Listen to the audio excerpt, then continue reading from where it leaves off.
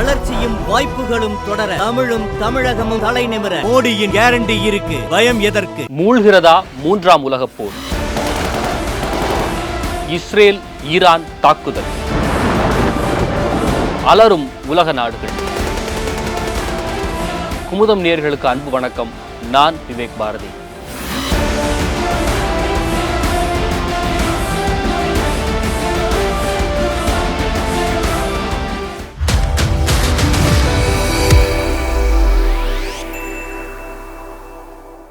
போர் இந்த உலகத்துல ஏதோ ஒரு மூலையில தினந்தோறும் போர் நடந்துகிட்டே தான் இருக்கு.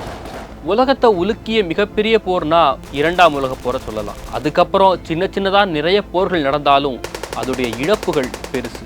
சொந்த நாட்டை, சொந்த மக்களை, சொந்த அடையாளங்களை தொலைத்து விட்டு வாழக்கூடிய மக்கள், பெற்றோரை தொலைத்து விட்ட குழந்தைகள், குழந்தைகளை தொலைத்து விட்ட பெற்றோர், அவர்களுடைய கண்ணீர், இரத்தத்தையும் சதையும் உறைய வைக்கிற மாதிரியான தாக்குதல் காட்சிகள், இதையெல்லாம் ஒரு பக்கம் பார்த்து நாம கடந்து போய்கிட்டே இருந்தாலும் நம்மையும் உழுக்கக்கூடிய மிகப்பெரிய போர், அடுத்து மூன்றாம் உலக போர் வந்துருமோன்னு உலக நாடுகள்லாம் அச்சப்பட்டுக்கிட்டு இருக்கு. அதற்கான காரணம் இஸ்ரேல் விமானப்படை தளத்தின் மேல ஏவுகணைகளை கொண்டும் ட்ரோன்களை கொண்டும் ஈரான் தாக்குதல் நடத்தியிருக்கு. இந்த தாக்குதல் அந்த நாட்டில் போர் பதற்றத்தை அதிகரிச்சிருக்கிறதுனால மூன்றாம் உலக போர் மூண்டு விடுமோன்னு உலக நாடுகள் அச்சப்பட்டு இருக்காங்க. மேற்காசிய நாடான இஸ்ரேலுக்கும் பாலஸ்தீனத்தை கட்டுப்பாட்டில் வைத்திருக்கக்கூடிய ஹமாஸ் அமைப்புக்கும் கடந்த ஆண்டு அக்டோபர் மாதம் போர் தொடங்கியது. இந்த போர்ல ஹமாஸ் ஆதிக்கம் அதிகம் இருக்கிற காசா பகுதியில பல சேதம் ஏற்பட்டது. ஏராளமான உயிர்கள் பறிபோச்சு. நூற்றுக்கணக்கான மக்கள் படுகாயமடைந்து இப்ப வரைக்கும் சிகிச்சை அடைஞ்சிட்டு வராங்க.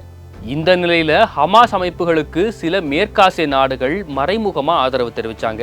நேரடியா களத்துல இறங்கலனாலும் ஹவுதி, ஹோஸ்பெல்லா போன்ற படைகளை களத்துல இறக்கி உதவி பண்ணாங்க. இதனால யூதர்களின் நாடான இஸ்ரேலுக்கும் இஸ்லாமிய நாடுகளுக்கும் எதிரான போரா இந்த போர் விஸ்வரூபம் எடுத்துச்சு. இதுல கடந்த ஏப்ரல் 1ஆம் தேதி சிரியாவின் டமாஸ்கஸ் பகுதியில இஸ்ரேல் வான்வழி தாக்குதலை நடத்திச்சு. இதனால ஈரான் தூதரகம் சேதமடைஞ்சது. 2 முக்கிய தளபதிகள் உட்பட 7 பேர் கொல்லப்பட்டாங்க. இந்த தாக்குதலுக்கு ஈரான் எப்ப வேணும்னாலும் பதிலடி கொடுக்கலாம்னு எச்சரிக்கப்பட்டது. இந்த நிலையில 13 நாள் கழிச்சு இஸ்ரேல் மேல ஈரான் தாக்குதலை தொடங்கியிருக்கு.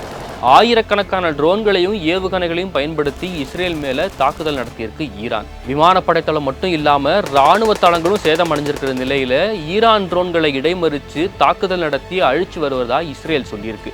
இதனால பக்கத்து நாடுகளுடைய விமான சேவையும் ரத்து செய்யப்பட்டிருக்கு.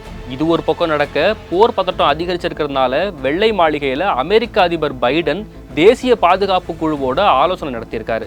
பைடனுடைய பலவீனமான செயல்பாடு தான் இஸ்ரேல் மீதான தாக்குதலுக்கு காரணம்னு முன்னாள் அதிபர் ட்ரம்ப் விமர்சிச்சிருக்காரு. ஈரானுடைய தாக்குதலுக்கு பிரிட்டிஷ் பிரதமர் ரிஷி சுனக்கும் கண்டனம் தெரிவிச்சிருக்காரு. மத்திய கிழக்கு நாடுகளுக்கு இடையே பெரிய அளவுல மோதல் நடக்காம இருக்க 2 தரப்பும் போற உடனே நிறுத்தணும்னு ஐநா சார்பில் கோரிக்கை விடப்பட்டிருக்கதாகவும் சொல்லப்பட்டிருக்கு. ஆதிக்கத்தை எதிர்பார்த்து 2 தரப்பும் மோதிக்கக்கூடிய இந்த போர் சூழல்ல பாதிக்கப்பட்ட மக்களை பார்த்தாலே 2 தரப்பும் போரை கைவிடக்கூடிய வாய்ப்பு நிறையவே இருக்கு. பார்க்கலாம்.